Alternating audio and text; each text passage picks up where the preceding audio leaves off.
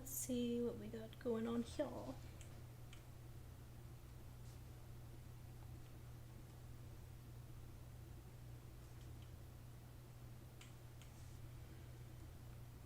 Oh my gosh.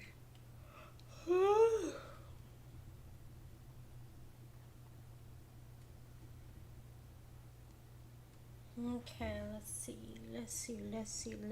Oh my gosh, over 500 notifications on YouTube.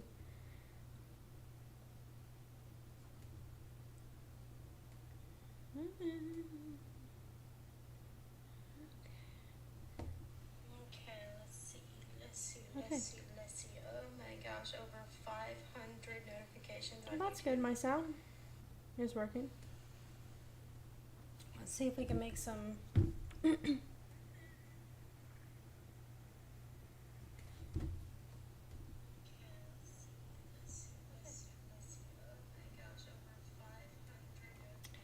filing a petition. Let's see if we can make some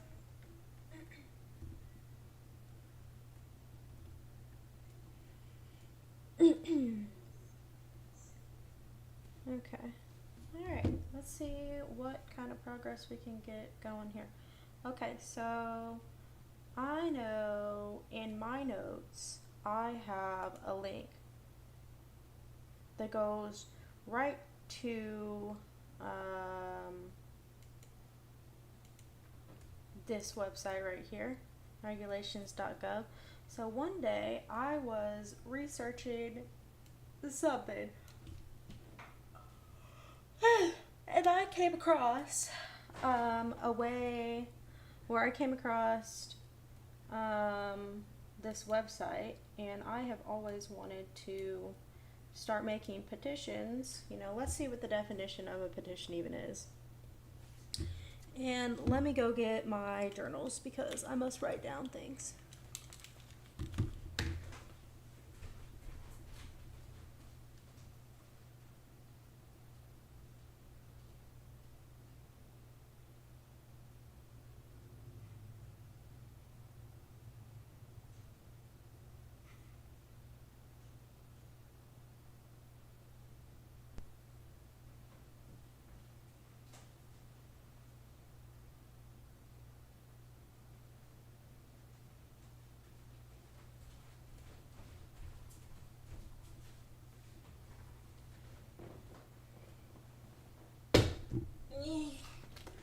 Alright. So, while we're kind of going through this, okay, let me just, excuse me. Okay. I keep a journal. This is hilarious. But I carry this thing around with me all over the place. And I never see anybody else doing it. But I started doing it. I've had a journal for years now, but only recently did I start carrying one around with me. Really small, you know, something that I can put in my little purse. Anyways, I put all kinds of stuff in there.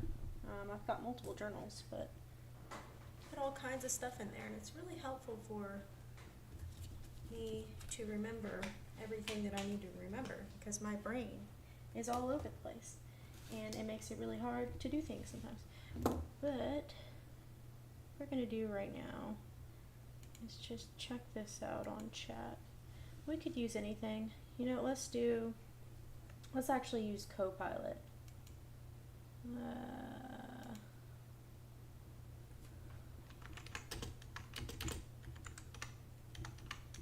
What is a petition?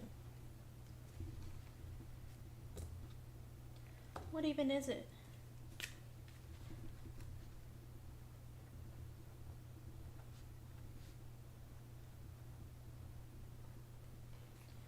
Petition.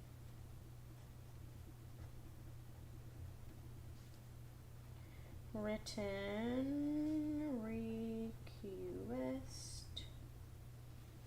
made to an authority often signed by multiple people, asking for a specific action or change. So that's perfect. I was pretty sure that I knew exactly what that meant, but okay, anyways, look. Okay. Signatures, blah, blah, blah. The more signatures a petition gathers, the stronger its impact. So this is one of the reasons why I actually want to focus on this for a hot minute, because so many people are complaining about the state of the world, but nobody's making petitions to change it. And on this website I was looking at, there was like not a lot of petitions.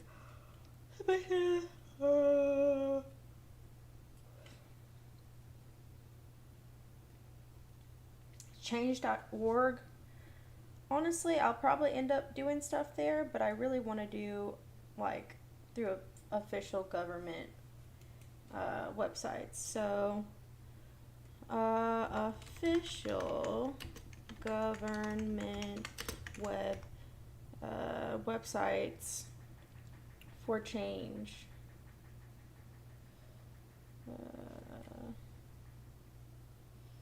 Yeah. Okay. Sites for change for petitions. Okay. Let's see. You can explore it. We the People White House Archive. This is a platform that allows citizens to create petitions directly to the U.S. government.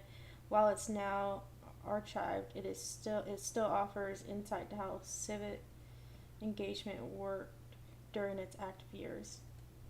So that one doesn't even work right now. Okay, the U.S. Governmental Protection Agency. Citizens can petition the EPA for rulemaking under various environmental laws like the Clean Air Act or Safe Drinking Water Act. Okay, so these look like multiple different places where I can petition for multiple different things. So we're just going to write some places I can petition. So we got U.S. Environmental Protection Agency, or the EPA. Okay, we got that one. We got the USA.gov. This one says, while petition site itself is the central hub for finding and accessing all federal government services, it can guide you to the right agency if you're looking to file a petition or contact officials. Okay, that looks interesting. Petitions, Trump White House.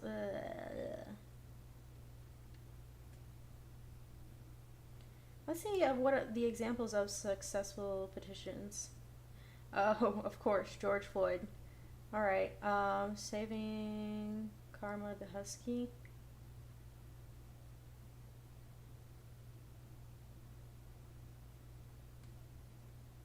Bruh, people are petitioning for this right here, and they're getting 362,000 signatures to save a dog that was wrongly labeled as part wolf. Then we can get twice as many. We just have to pull on some emotional heartstrings in order to do that. Clearly, dogs do that for people. You know what I think we should petition for? That I think has changed recently? The Cracker Barrel rebranding. Gosh, shoot me. It's awful. Okay, general neutral bathrooms. Let's see. Yeah, that's one. Okay. How can I create a petition for a cause I care about? Let's see what it says. Define your goal, be clear and specific. What exactly do you want to change? Write your petition. Start with a strong title. Make it urgent and compelling. Explain the issue. Use facts, personal stories, or emotional appeals. State your demand. Be direct about what you're asking. Choose a platform. Change.org. See, none of these are the one that I have been looking at, which is fine.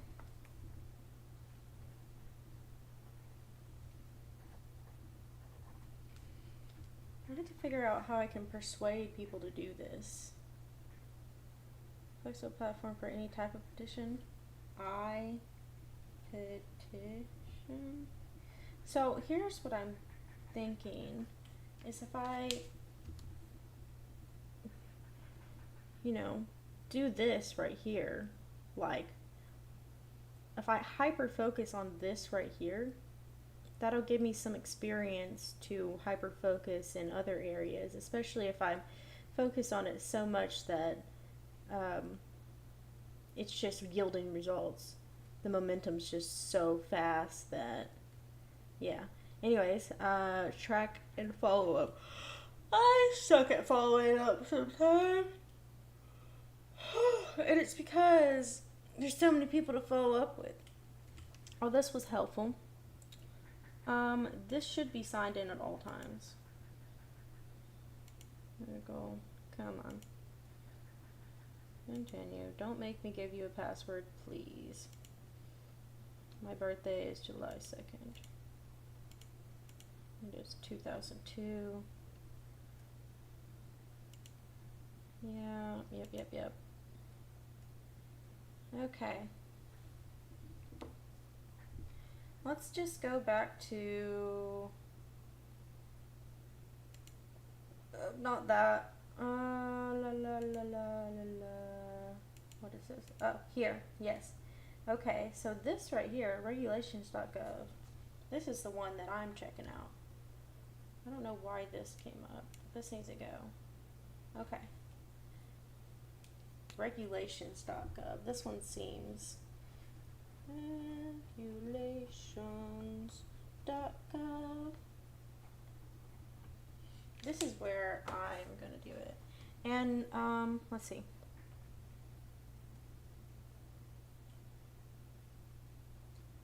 I can't remember exactly where I learned.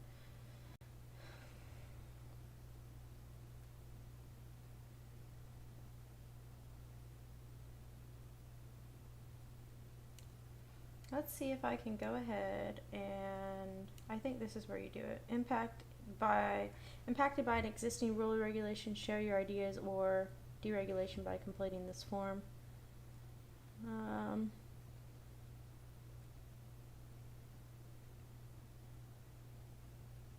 Okay.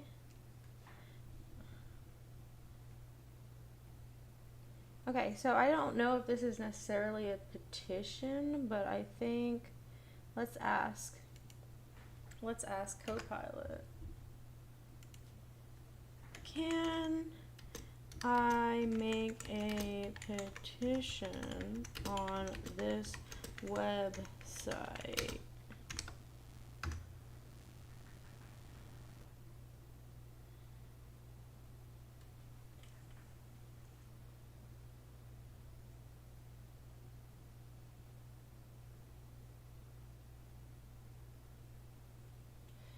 However, you can submit a public comment on existing rulemaking proposals or petitions that already exist for open feedback.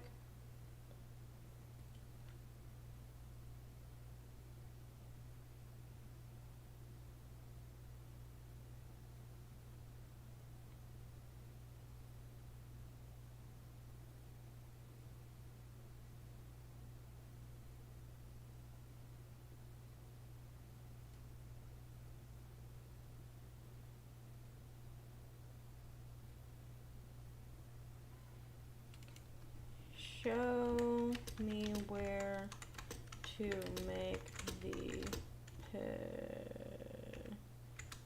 petition. Let's see.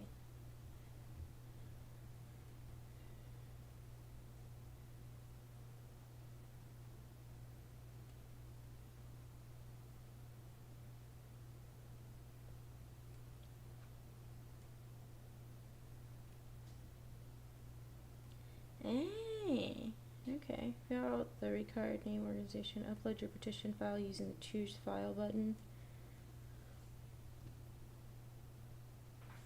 Let's see what we've created here.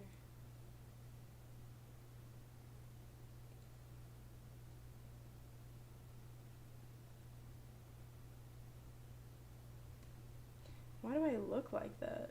Jeez, that's awful.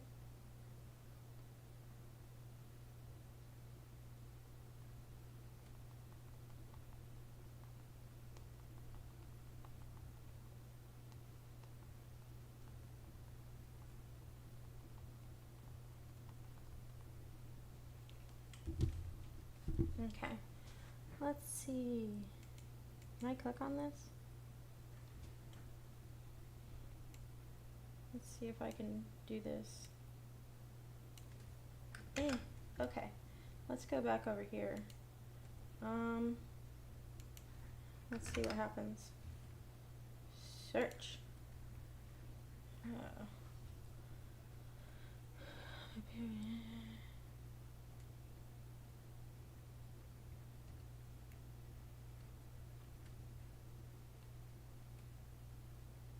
I guess you can just make, let's see, documents, submit your, let's see, oh, I think this is it. Okay, if you have, see what I thought I would do.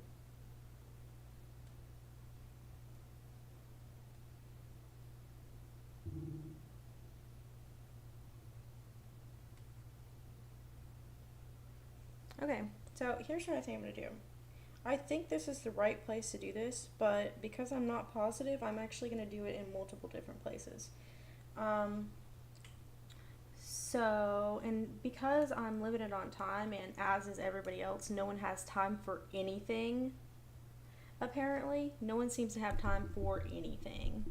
Not even a quick 25-minute conversation.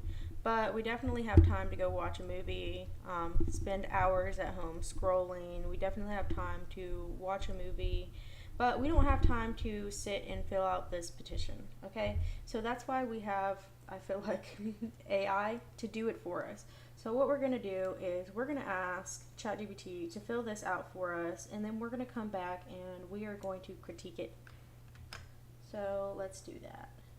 While we're doing that, we're going to watch this video. What if you had the right to your opinions, but no right to act on them? You couldn't meet with your friends to talk things over or demand that your government do something about your concerns. The First Amendment protects not only your right to pure speech, but also your right to assemble with others to express your beliefs and to petition the government to solve the problem. What do you imagine when you think about protesting the government? Today, we often see groups demonstrating on streets, carrying signs to express their views. Yet for much of American history, such gatherings were forbidden by state and local governments because the First Amendment only applied to the federal government. However, in the early 1900s, the Supreme Court ruled that the First Amendment did apply to the states. It began to overturn local laws that banned demonstration on the sidewalks, which the court said were a public forum, places traditionally open to the public for meetings and discussions, such as parks, sidewalks, and streets. In such places, government could not forbid expression or regulate the content of the demonstration, but it could set limits on the time, place, and manner of the protests. For example, a city could prohibit marches in the public streets without a permit or forbid loud noises after a certain time in the evening. Of the two rights, assembly and petition, the second often takes a back seat today. But earlier in American history, when demonstrations were often illegal, the freedom to petition was a leading way people tried to influence their government. Thousands of people would join together to send signed petitions to Congress, showing broad support for change. In 1836, thousands of the Cherokee Nation signed a petition to Congress to protest their removal from their native lands, but Congress did it anyway. Before the Civil War, abolitionists sent thousands of petitions to Congress to abolish slavery, but Congress eventually refused to hear them. A new right that the Supreme Court has recognized under the First Amendment is freedom of association. In the late 1950s, during the Civil Rights Movement, Alabama tried to get membership lists from the National Association for the Advancement of Colored People. But the court ruled that to protect other First Amendment rights, freedom of association required confidentiality of memberships. Otherwise, the state could punish unpopular groups just by publishing a list of their members. How do you use the freedom of assembly, petition, and association today? Well, we're trying to use it now, Miss Lady. Okay, well that was interesting for sure. Ah, this is good. I'm learning all about petitions now. It was great. Alright, let's see. Let's go here. So we will fill this out little by little. Module 4. First Amendment Rights of Assembly, Petition, and Association.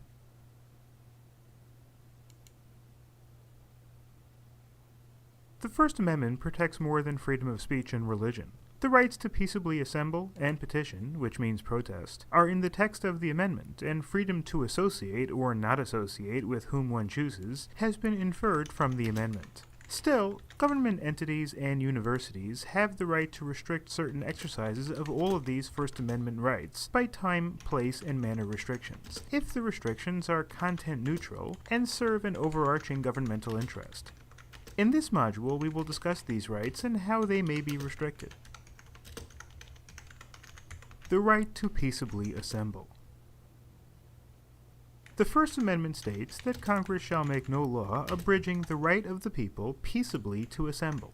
The Supreme Court has held that this section of the First Amendment protects the rights of people to conduct peaceful public assemblies.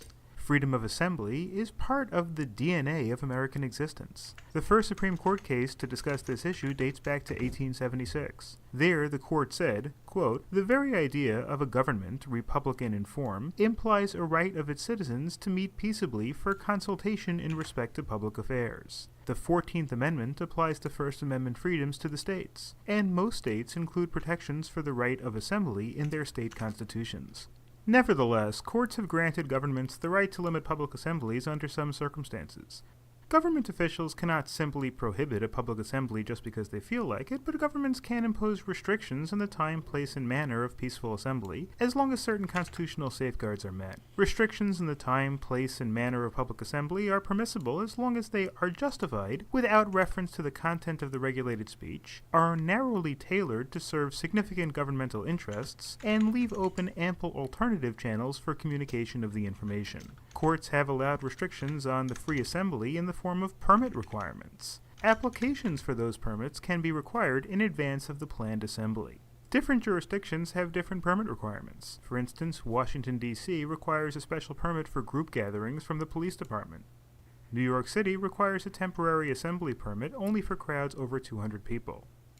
San Francisco's process goes through its dedicated Parks and Recreation Department. Most cities require a very detailed application. For example, Chicago requires an application for a permit for a public assembly to indicate, among other things, the date, time, and location of the proposed assembly, the name and address of the on-site manager, and 24-hour contact information for the event organizer. It also requires the estimated number of attendees and the basis for that estimate. Governments can also make special or temporary regulations that impose additional requirements for assemblies like protests and counter-protests that take place near major public events like presidential visits or political party conventions. The right to free assembly also protects union organizing under the National Labor Relations Act, even though the limitations on those assemblies generally come from the corporations rather than the government agencies. However, the state may place reasonable limits on the right to assemble based on factors other than expression. For example, the court held that citywide restrictions on age in dance halls did not violate the right to free assembly.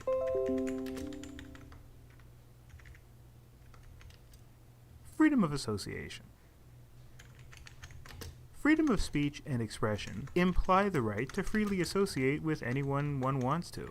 While we may take that right for granted, it's one that's not specifically enumerated in the First Amendment. It was carved out by courts less than 100 years ago as a natural outgrowth of the rights of free speech and assembly that actually are enumerated rights. The first Supreme Court decision on the issue comes from a 1958 case that arose from the civil rights movement of the 1950s and 1960s. A court in Alabama had held the NAACP in contempt for refusing to turn over a member list to the state. The Supreme Court found that the state had no right to compel this disclosure. The court observed, effective advocacy of both public and private points of view, particularly controversial ones, is undeniably enhanced by group association, as this court has more than once recognized by remarking upon the close nexus between freedoms of speech and assembly. In the following years, the court struck down more statutes, regulations, and court orders that would have forced organizations to reveal members, forced teachers to reveal memberships in organizations, and even a state court order barring the NAACP from operating in the state. The court extended this right to labor unions in other cases. In a controversial 2000 case, Boy Scouts of America versus Dale, the Supreme Court held that freedom of association included the right of a private organization to discriminate. There, a New Jersey statute that would have forced the Boy Scouts to accept gay scoutmasters was struck down because the Boy Scouts were a private organization and had the right to associate with whomever they chose. Augusta National Golf Club, home of the Masters Golf Tournament, one of the 4 annual major golf tournaments, and the only club in the world to host a major tournament every year, did not admit a female member until 2012, and government authorities were powerless to do anything about this blatantly discriminatory policy. Still, it should be noted that Congress can, and does, outlaw discrimination in public accommodations under its power to regulate interstate commerce. Freedom of association does not, however, necessarily extend to a college campus. The Supreme Court has ruled that school policy can keep college groups, such as fraternities and clubs, from discriminating. Moreover, these rules change when it comes to politics, because the compelling state interest in making sure that elections are fair and proper often outweighs other considerations. Political parties are seen to be state actors and can be restricted accordingly. People have the right to form and join political parties. But beyond that, numerous restrictions on those parties and their members have been upheld. For example, while the NAACP could not be forced to submit a membership list in a case we discussed a little while ago, political parties were forced to do so under the Federal Election Campaign Act of 1974. The court upheld this provision.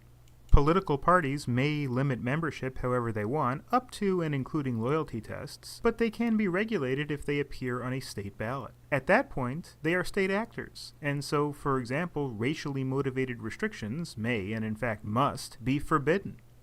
State laws and national party procedures can also determine how a party's primary can be run. Still, the Supreme Court has held that freedom of association allows a candidate to list a party affiliation on a ballot, even if that candidate is not officially affiliated with the party. Bernie Sanders, for example, did this in 2016, when, though nominally an independent, he ran in the Democratic primaries. Time, place, and manner restrictions on protests.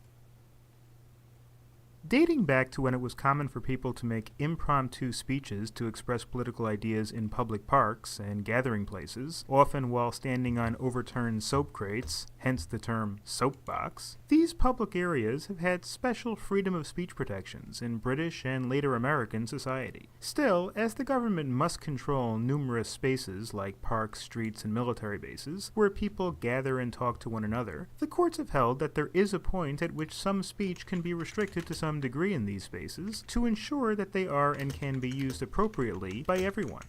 An early mention of a right to free speech on government-controlled property comes from Hague versus the Committee for Industrial Organization, a 1939 case that is also cited for other free speech principles, and which overturned a ban on citizens groups holding public meetings on government-owned property. In that case, Justice Owen J. Roberts wrote, quote, "Wherever the title of streets and parks may rest, they have immemorially been held in trust for the use of the public, and time out of mind have been used for purposes of assembly, communicating, thoughts between citizens, and discussing public questions. Such use of the streets and public places has, from ancient times, been part of the privileges, immunities, rights, and liberties of citizens."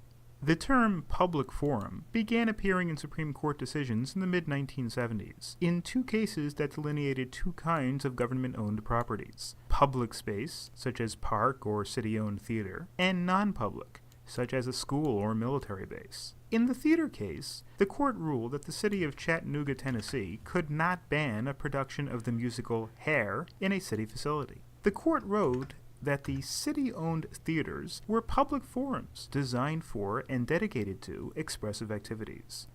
But in the case of a military base, the court ruled that public demonstrations at Fort Dix could be restricted. The court further held in another case that the crucial question is whether the manner of expression is basically incompatible with the normal activity of a particular place at a particular time. In 1983, the court tried to clarify the issue when it laid out 3 categories of public forums: traditional public forums, limited or designated public forums, and non-public forums. Each of those categories can have speech restrictions, but to different degrees. Speech in an open-air forum, like a park or street corner, is most protected, and is subject to the fewest restrictions. Content cannot generally be restricted in these areas. The middle, limited or designated public forums, such as concert halls owned by the state, is a little trickier. Those forums can have speech restricted based on how conducive the property is to public speech in the first place, something that's determined on a case-by-case basis. For example, in one federal case, a library was barred from banning a church meeting on its premises. Non-public forums, such as military bases, can have the most restrictions on free speech. As long as the restriction is viewpoint neutral, pretty much any speech restriction on a military base will be allowed. The Supreme Court, incidentally, has decided that the Internet is a public forum. This is gold. Government speech. Much of the speech that takes place on government property is government speech, which means speech that promotes a government agenda. It's not limited or affected by the First Amendment per se, but it does butt up against other First Amendment rights. For instance, government speech is restricted by the Establishment of Religion Clause. Courts look at 4 factors to determine if something is government speech. 1. The central purpose of the program in which the speech occurs. 2. The degree of editorial control exercised by the government or private entities over the content of the speech. 3. The identity of the speaker. And 4. Whether the government or private entity bears the ultimate responsibility for the content of the speech. Something considered government speech may be controlled more tightly by the government than other speech. After all, it's one thing to say that people are free to speak their minds, but quite another to be free to speak their minds on behalf of the government. For example, the Supreme Court ruled in 2015 that a Texas specialty license plate program did not create a public forum, but instead was protected government speech. The state was allowed to keep Texans from obtaining license plates with Confederate flags. Although people certainly have the right to display the stars and bars if they so choose, there's no First Amendment right to do so in speech that represents the state of Texas. However, note that government speech defense was unsuccessfully asserted when the Supreme Court ruled that a rock band could not be denied a trademark on its name because the Copyright Office found the name offensive. Online speech and free speech zones. In Packingham v. North Carolina, the Supreme Court decided that a state could not keep a person from accessing the Internet because the Internet is a public forum.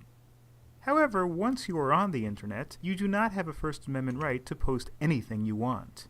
That's because Facebook, Twitter, Reddit, and other social media outlets are privately owned forums. These platforms can ban anybody's speech or presence based on their own terms of service, just as your father can ban you from giving political opinions at his dinner table.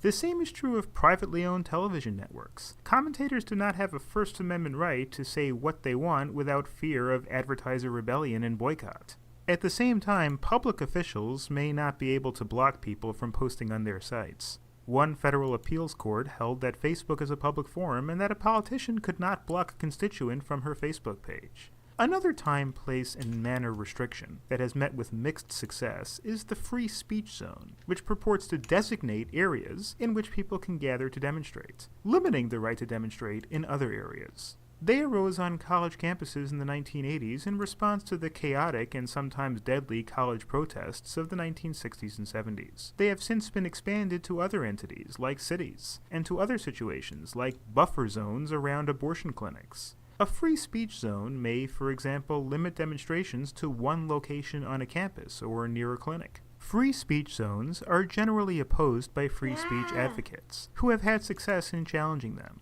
Challenges to these zone designations were successfully settled at New Mexico State University in 2000 and West Virginia University in 2002, as both of those abandoned designating free speech zones. Schools and cities also have had little success defending them in court. In fact, some courts have held that students have more right to free speech on campus than does the general public. Free speech zones have been criticized and attacked in court by parties from all along the political spectrum as an unnecessary and burdensome restriction on free speech, and have been banned in a number of states. The director of the Brechner Institute for Freedom of Information at the University of Florida has said every public college in America is going to do away with the notion of free speech zones. In our last module, we will discuss a First Amendment right closely associated with freedom of speech, that is, freedom of the press.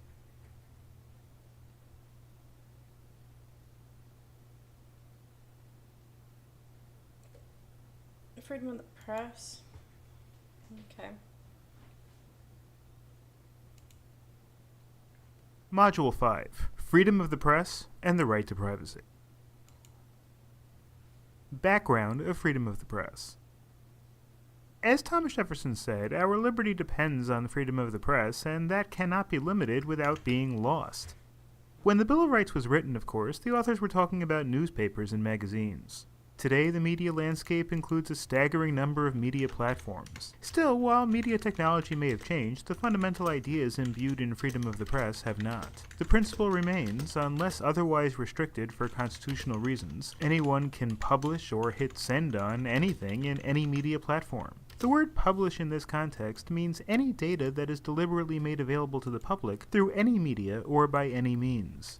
As an adjunct to freedom of speech, freedom of the press allows people to access the information that free speech in public forums creates. Organizations as disparate as the American Civil Liberties Union and the Charles Koch Institute have written of the central place that freedom of the press has in creating a forum of open discussion, and in holding government accountable to the people.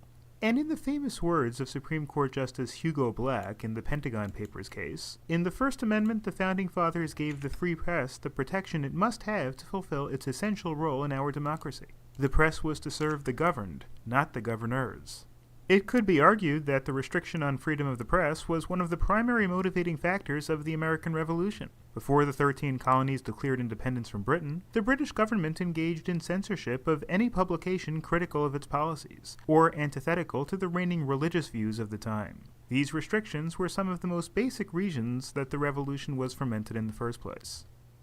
The first book known to be banned in the colonies was The Meritorious Price of Our Redemption by William Pincon, published in 1650. Libel laws against political dissent were promulgated in the colonies in the 1730s. Publishing opinions against the British government were made libelous. It was also one of the root causes of the Revolution. In 1734, John Peter Zenger was prosecuted for libel in New York for criticizing the governor, but public sentiment was on the side of press freedom, and Zenger was acquitted by a jury.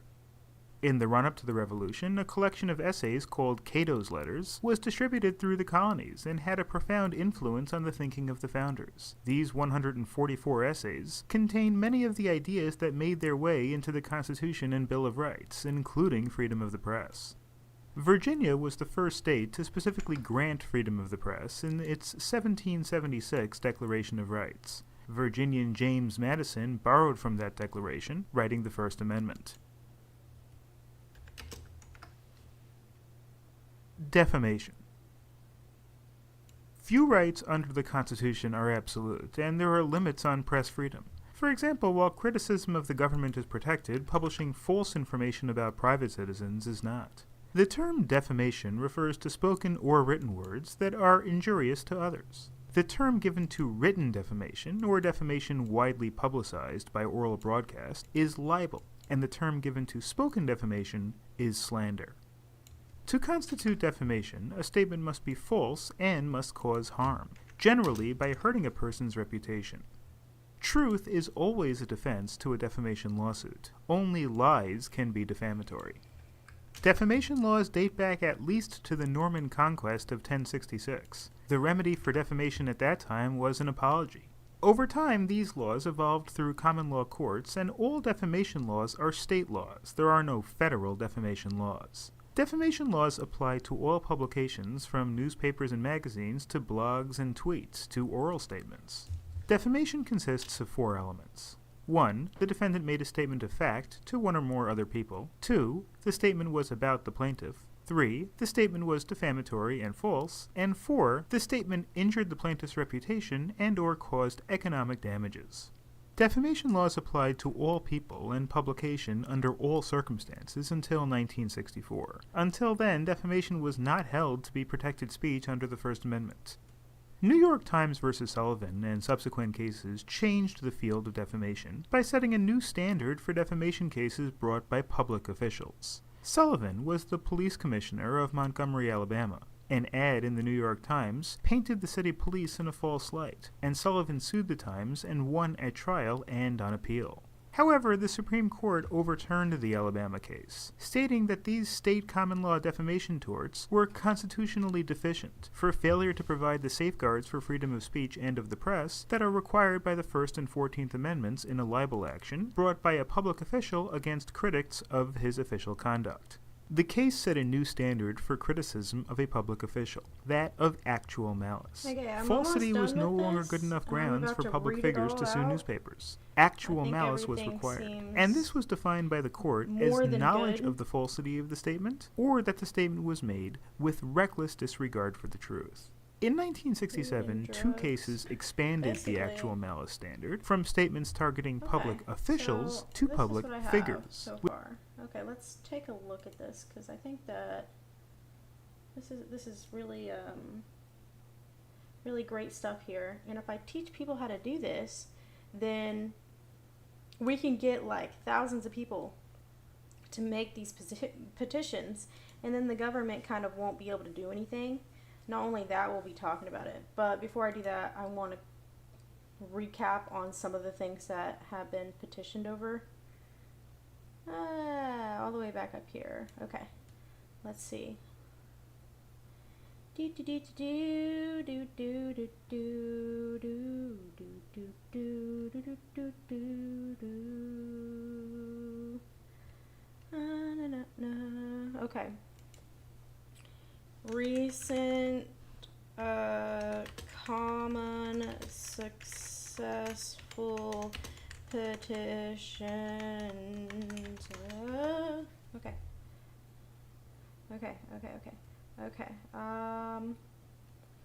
The husky one. The husky one. Okay, so I want to read about this one just a little bit, just because. Okay, Zeus the husky, petition for justice. What happened? Zeus was found in January 2024, weighing 17 pounds, severely dehydrated and infested with worms and unable to stand. Blah, blah, blah. How many people petitioned for it? How many? Da, da, da, da, da.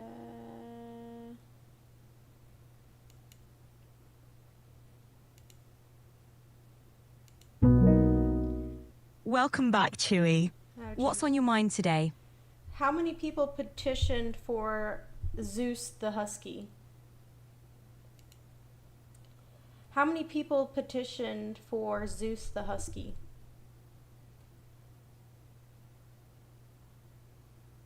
The petition demanding justice for Zeus the husky gained significant attention, but I'm unable to find the exact number of signatures. It's clear, though, that the public outcry was strong, leading to a legal case against the alleged abuser. Do you want to know more about how such petitions can influence legal and regulatory outcomes, maybe to boost your own advocacy?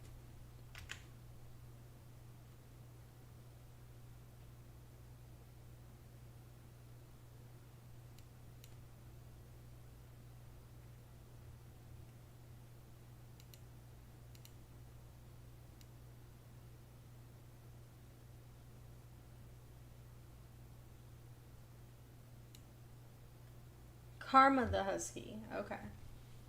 That was more like it. Got it. The case of Karma the husky really brought animal cruelty laws into sharp focus. That petition had a massive impact, raising awareness and calling for stricter penalties. It's a reminder of how powerful collective voices can be. Anything specific you'd like to discuss about it?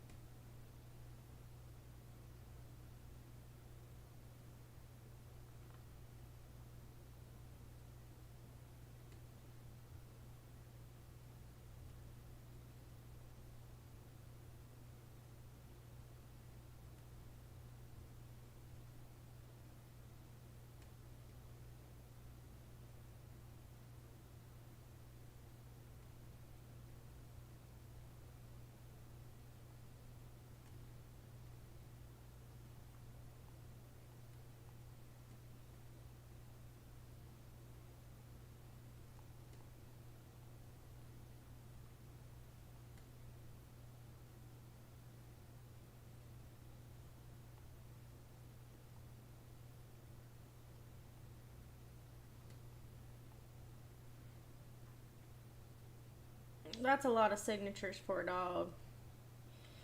Let's see if we can do better than that. Wow. Not even that many for the diabetes coverage in Argentina. Wow. Okay. It is surprising how different issues can draw varied levels of public support. But it's also a reminder that your advocacy work, especially on critical health issues, has the power to inspire and mobilize people. So let's aim high. Let's do it. Okay. Co-pilot, go away. I'm here to assist. But if you'd like to end our chat, just use the app to disconnect. Oh. Take care. How do I do that? Just tap the end call button in the app. Talk soon. Oh, here we go. Interesting. Huh. Okay. Alright, well, I guess I'm going to read over this petition that I've just filled out with the help of AI.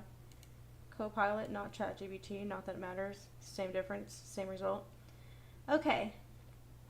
So here's what we got going on. I'm going to make this bigger so we can kind of see. Put this down here. Make this bigger. through here. Let's look at this for a minute. Let's make this bigger. Let's just do that. Let's just do this, okay? Just for a time. Just for a time.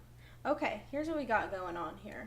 So, I want to start making petitions and actually teaching people how to do it, because I fear that not enough people do this, and I think that this is a way to empower people and to make the world better, less of a dangerous place for everyone, because right now it's very dangerous for a lot of different reasons, but one of the main ones that I'm focused on is our nutrition and what I'm seeing on a day-to-day basis with how people, including myself, are consuming foods that are literally killing them.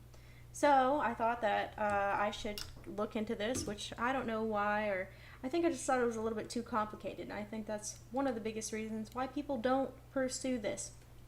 Anyways, so I came to regulations.gov, and I decided that I was going to fill out a petition, and yeah, I've never done this before. So I basically copied all of this right here, whee, like that, and I took it and I put it into an AI. I did Copilot. I would have done ChatGPT or Perplexity or geez, there are so many different AIs that you could use to do this. And I filled it out, copied and pasted stuff back in here, added stuff wherever I thought I needed to add stuff, because honestly I wouldn't have known. This part right here would have kind of stumped me, and it would have taken me way longer. And a lot of people don't seem to have time for really anything except for in their free time, except for to scroll on social media, watch a movie, I don't know, eat food, basically everything that doesn't move the needle to make the world better. We have time for all this stuff except for that stuff, it seems like. But I made time today. Even though I do have a really busy schedule, I made time. And I figured that I could kind of show people how to make time out of this instead of, you know, using their precious time stuck on each question. So basically copied and paste everything. So it says provide a short summary of the justifications for the rescission. So I said, or chat said, and I kind of like molded this into kind of what I think. I said ultra-processed foods and added sugars are directly linked to chronic and terminal illnesses, including obesity, diabetes, heart disease, and cancer. The National Institute of Health funded studies show these products cause metabolic disruption, early mortality, and massive financial strain on the healthcare system. The current regulations enable their mass production and misleading labeling, which undermines public health. So, and then after that says, please insert the address of the agency. I have no idea if this is correct, and I do not care to fact check it, because I'm probably going to be doing these at least once or twice a week, and hopefully I can get everybody else to start doing them. Because I don't know if I run out of how many I can do, and if I do, then that sucks, but if I don't, then that sucks for them, because they have to read these. There's a there's a period of time that they have to read this in and give an answer back to. And after this, explain the reason for the rescission. So I basically found all the reasons that I think about on a daily basis of why this is really important. And I gathered it from very credible sources, different hospitals, and of course the National Institute for Health. So you know when you go and look up anything health related, that NIH website.org shows up? Well, that's the big guns there. They do all different kinds of studies on different health issues. They do psychology studies, they do nutritional studies, they do all different kinds of stuff, health related, and so that's the place to go. They don't sugarcoat it either. It's all there for the public to see, but of course it's not being shoved in your face like all these foods are. Anyways, so I grabbed a bunch of them. Some of the biggest ones, I think, probably the effects on children. The effects on children. Oh, buddy. So, with the children, physical health, obesity, and type 2 diabetes, UPFs are ultra processed foods, that's what that stands for, are high in sugar and low in fiber, leading to insulin spikes and increase of fat storage. Poor fitness and development. Children who consume more ultra processed foods show lower locomotor skills and cardiovascular fitness compared to peers with healthier diets. What does this mean? Higher risk for heart attack. So I used to work in a nursing home, and I saw people that were not even in their 30s yet dying of heart attacks. Like, it was awful. Like, these people would come into the hospital, and then they would go to the nursing homes because basically they had terminal illnesses at that point. And within 2, sometimes 5 months of being there, they're dead. Dead. Under 30 years old. Because of this. Mental health, all kinds of issues. Yeah, just so bad. It's bad. It's real bad, guys. I could spend days and days, probably years, just talking about this, and I could never run out of stuff to talk about. So this I wasn't completely sure about. I'm not really sure who's the head. I wanted to say Robert Kennedy was, but I have no idea. So I might actually go back and revise that real quick, because I'm not sure. But that's basically the gist of this is, yeah, it needs to go, and how many people can we get to fill these out? I'm really wondering how many people. And I would love to, like, sell courses on how to do it for, like, I don't know, like, I would sit down and do it with people for, like, little to nothing, just because I want it done. I'll do just about anything to get it done. Okay. Is the... Oh, hold on.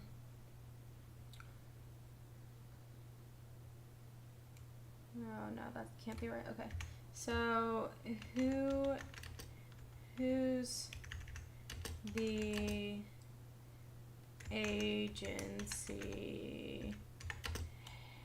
head of the FDA, and what did I put in there?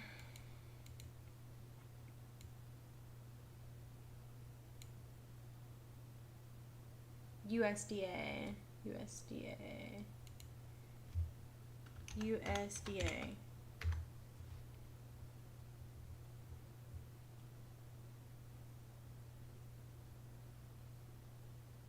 Martinello Markley, did I do that right? Whoever. Okay, that looks right. I mean, okay. Alright, we're just going to submit it because we're going to be doing a lot of these, so there's a room for mistakes. Ooh, it's been submitted. Heck yeah. Okay, so I'm feeling real good about that. And I think anybody that does stuff like this should be very proud to have done it, because a lot of people are not doing this type of stuff. Your average person they don't care about this stuff. And that's really dangerous, because that can lead to a lot of deaths. That can lead to a lot of pain in your babies, in your future, in your legacy's future. And yeah, I think we should act really fast, because, you know, not that we're necessarily running out of time, but there's a lot of lives that could be saved if we act now. I'm really happy that I did that, and I'm probably going to stop this stream now. I don't think that, I hope it made an impact on somebody. I'm probably going to, because I recorded this whole thing, so even if nobody really watched it, it's all been done. And so I want to go back and show everybody how they can do this. And that could take 20 minutes to do. If you sit down and do it just the way that I showed you how to do it, I added a bunch of extra stuff because I really wanted to drive the point home that these things, that these substances that we're calling food are actually killing people. Like, it's making it harder to get up and do the things that you want to do. Like, I know personally just about everybody in my life has eaten something that's supposed to be food that maybe they knew it wasn't good for them. They ate it, and then right after that, they don't really feel like doing anything. Like, you don't want to get up and move and go do the things that you want to do after you've eaten junk like that. But the issue is, it's on every corner. You go to your grandma's house, and she's got like Skittles there for you. And you know what I saw the other day in the store? I saw this baby sitting in this shopping cart with a big old styrofoam cup, which probably had Coke in it. And this baby's just sitting there with his straw. Couldn't have been 2 years old, the baby. And I'm thinking, oh man, it's like a little addict. Anyways, I am very, very excited to see where this project goes, and yeah, it's gonna be a whole roller coaster. It's gonna be great. But yeah, I'm gonna skedaddle now, and God bless